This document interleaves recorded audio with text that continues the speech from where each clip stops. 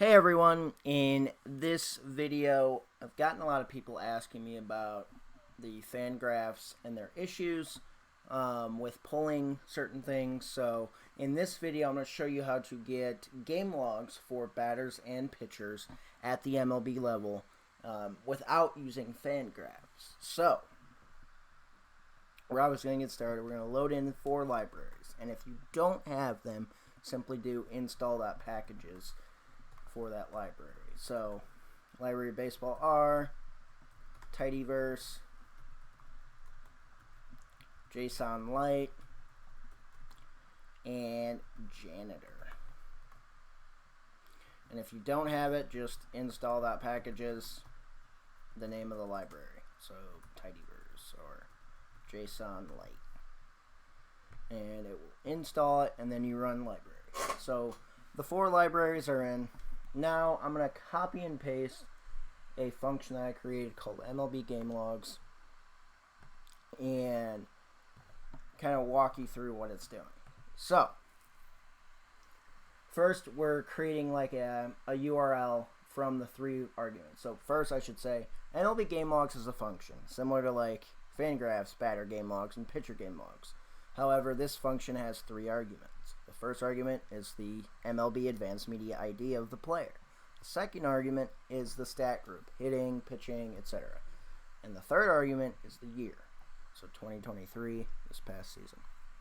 So we're going to take our URL, we're going to paste 0, and then build the Stats API MLB URL. So HTTP statsapi.mlb.com/API/v1/people/the ID stats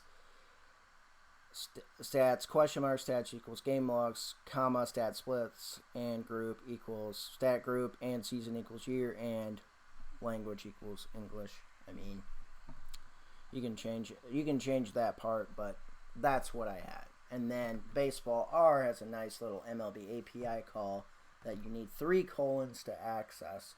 So once we get that response, which then is a stats response to go from JSON Lite to JSON response stats, and then JSON Lite from JSON. So basically we're just flattening it to a JSON file and then reading it from a JSON file to then put it into a tabular format, i.e. a table. And again, this entire function is on my GitHub. So please go there if you just want to access that real quick and then go from there. So now we're going to run that, and it's in our environment. So now we have that environment of our function MLB Game Logs. So where do I get MLB Advanced Media IDs? You get it from the Chadwick database, of course. So we just run Chadwick player lookup. And then what I'll do is to kind of filter it down, because 472,000 variables can be kind of hectic to see. We'll filter it down to just guys who played this year. So filter MLB played last equals 2023. So now we got about 1,400 names, and this is where you'll look for the key MLB AM. So let's look at game logs of 2 guys that are going to play in the postseason. Really impressed by what the Orioles have done, and really impressed by the guy behind the plate. So let's look at Adley Rutschman to begin with. So I'll just type in his name. So we see his first name is here, Adley Rutschman, and we get his MLB AM ID being 668939. So I'll just do Adley. I'll go MLB Game Logs 668939. The stat group is hitting, and the year is 2023. Now we'll look at it. So it gives you season, the date of the game log, regular season for game type. Is it at home? Is it a win? What positions they played? So like we'll click on that. It shows, hey, you just played catcher on March 30th, kind of stat summary. Then all your stats, games played, groundouts, airouts, runs, doubles, triples, home runs, etc.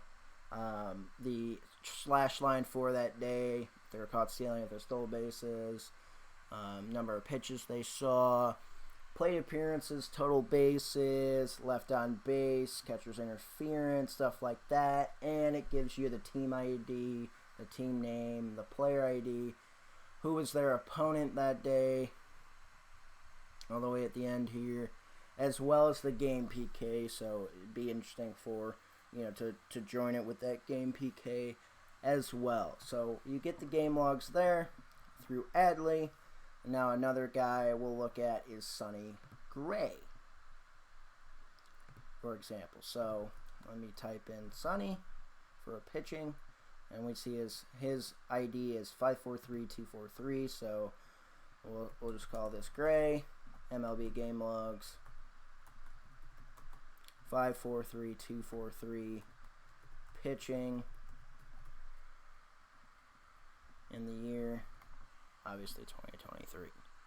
So we see that Gray appeared in 23 games. Again, a similar format, gives you the stats, triple slash line that they were against, gives you their ERA on that day, how many pitches they threw, innings, whether they won, save opportunity, hold, earned runs, whip, outs recorded, batters faced, games pitched, strike percentage, pickoffs, so on and so forth. And gives you all that stuff and more, as well as the team ID that they're up against, or the team ID, their opponent, and the game PK, as well as strikeout to walk ratio, you know, the per 9 stats, inherited runners, things like that. So this is an alternative way to get game logs without going through FanGraphs. So let me show you real quick how to convert some of these columns to just, you know, home run or something like that. So we'll change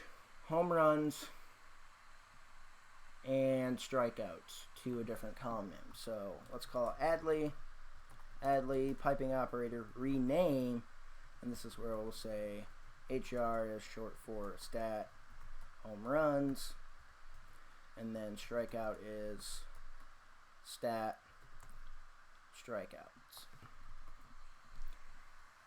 And so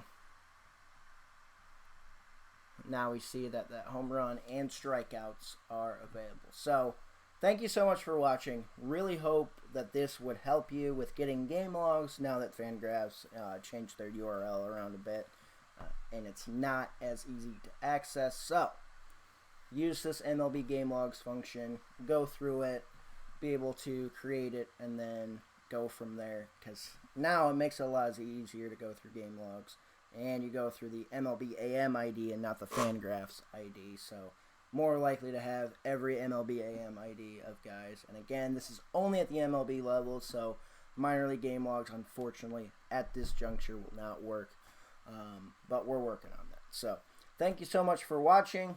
Have a great day.